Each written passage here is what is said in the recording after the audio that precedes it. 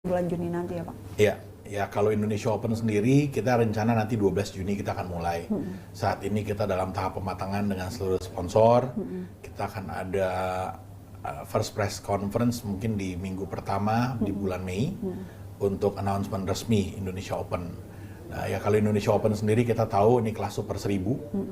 Jadi satu hal yang harus kita tampilkan lebih baik dan packaging lebih menarik untuk badminton lover sendiri. Pertandingannya tentu akan diikut sertakan oleh pemain-pemain yang pastinya jauh lebih baik daripada Super 500. Dan di sini pula poin untuk Olimpik akan mulai dihitung.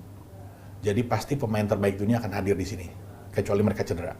Nah ini mungkin kita tahu pada saat Super 500 kemarin di bulan Januari kita adakan, itu sudah lepas pandemi lah, tapi memang masih semi-semi, masih ada mungkin transisi lah ya. Nah kalau di saat ini memang udah benar-benar clear. Nah kita tahu bahwa di bulan Januari itu tidak semua pemain terbaik dunia hadir. Ada beberapa yang tidak hadir juga. Jadi di sini mungkin buat mereka akan kembali lagi merasakan Istora yang sebelum pandemi sebenarnya. Yang angker gitu ya Pak? Yang angker, betul. Dengan packaging yang lebih menarik. Tentu saat ini kita banyak menambahkan fasilitas-fasilitas lebih untuk memanjakan para badminton lover lah kalau dari segi penyelenggaraan sendiri. Jadi para BL makan juga lebih mudah. Kami mendapat banyak masukan dari para BL. Ada yang harga kemahalan. Ya kami mungkin bukan tidak mau memberikan harga murah. Tapi waktu saat bulan Juni kita adakan masa pandemi, kita memikirkan juga health conscious ya, jadi keselamatan, kesehatan lah untuk makanan. Sehingga kami memilih yang memang punya sertifikasi.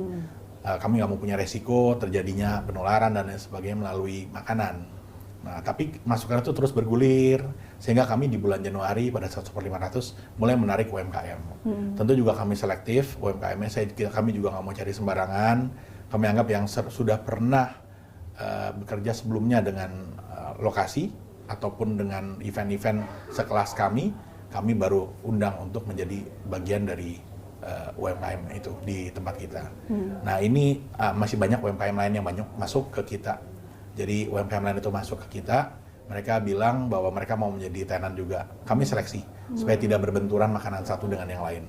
Jadi kami berharap dengan ini berjalan, UMKM juga terus terang dapat masukan yang baik juga, dapat hal yang positif lah dari kegiatan kami. Bukan hanya penyelenggaraan yang baik, tapi buat menghidupkan para UMKM di wilayah sekitar juga. Gitu.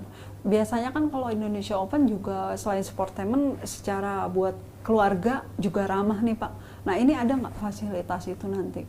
Kami adakan, jadi kami akan adakan buat tetap playground buat anak-anak, kami akan adakan tentu. Musik juga kami akan adakan, ya berbeda dari Indonesia Master lah. Mungkin harapan kami bisa sama dan lebih baik dari Indonesia Open sebelumnya. Gitu. Buat tiket gimana nih Pak?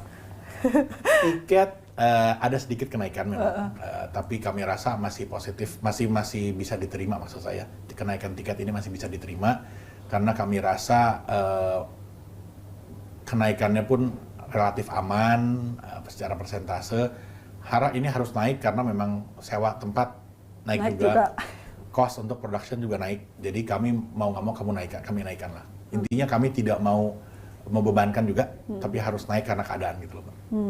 Ada rencana nggak sih Pak dari PBSI? Maksudnya kalau Jakarta kan sering, ya Istora ya karena udah normal, ya wajib lah ngerasain lagi gitu auranya seperti apa. Ada rencana nggak memilih lokasi lain juga Pak?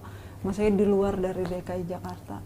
Kalau saat ini terus terang kami juga ingin sebenarnya ada di luar Jakarta. Karena kami yakin juga para badminton lover di seluruh Indonesia sangat ingin menyaksikan atlet-atlet kebanggaan Indonesia tampil di kotanya.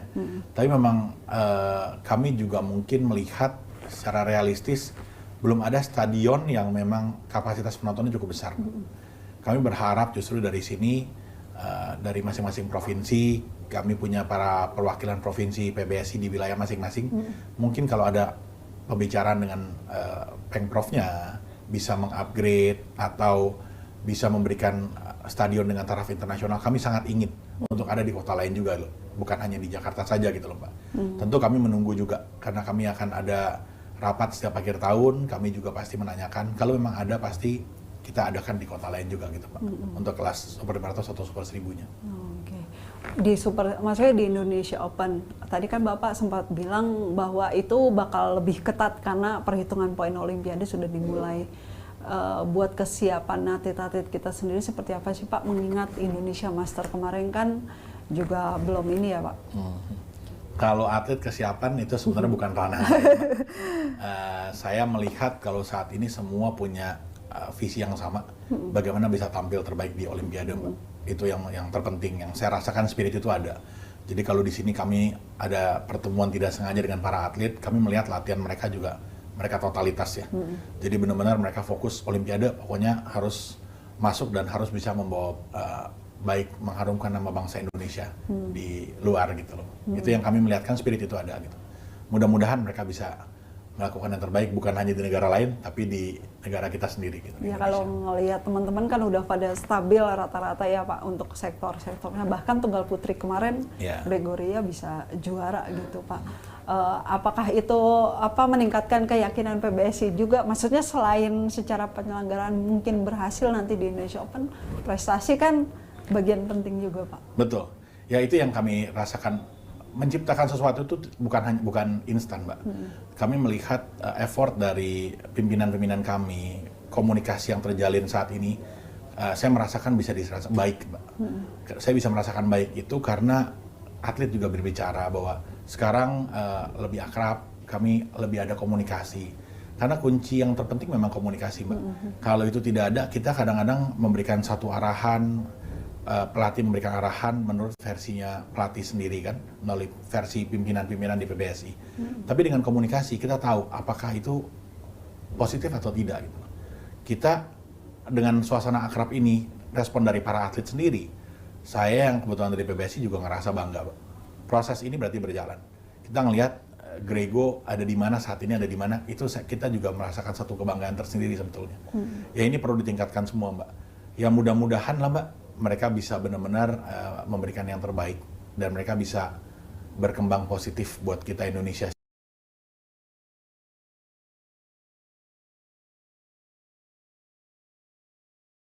secara keseluruhan gitu loh Mbak. Nah, buat Pak Arman ini kan